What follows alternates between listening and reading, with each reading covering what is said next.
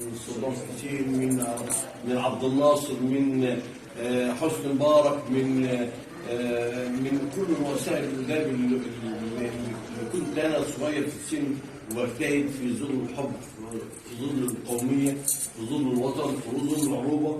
انا ده مكاني وده كياني وده هدفي وده حبي، وبحبكم من انا كلكم. انا اخوكم الكبير في اي عمل عام. اما العمل الخاص فانا اجتهد معاك لوصول حقك عندك، وانا متاكد ان الحق عندك هيوصل عندك مهما كان.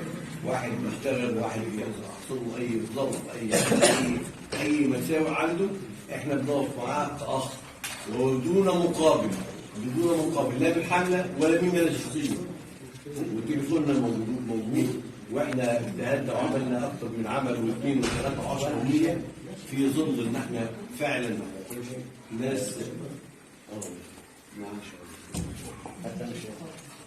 في ظل ان احنا نكون اخوه، في ظل ان احنا نكون.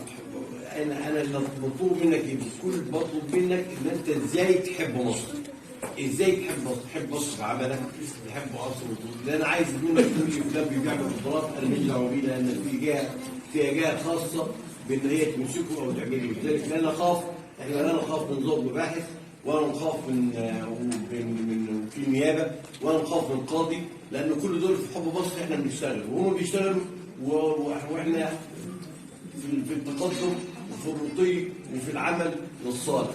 وايا كان موضوع، اذا كان عام انا اتدخل فيه، وان شاء الله باذن الله ننتصر، لان انتصرنا في مره واثنين وثلاثه واربعه وخمسه وعشره.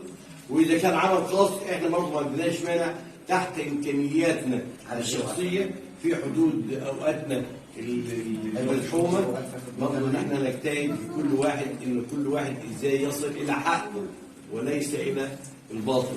الحق احنا معانا. بالنسبه للحمله، هي الحمله احنا كلنا اخوات فيها، واحنا كلنا بنحب وطننا، واحنا كلنا بنعمل من اجل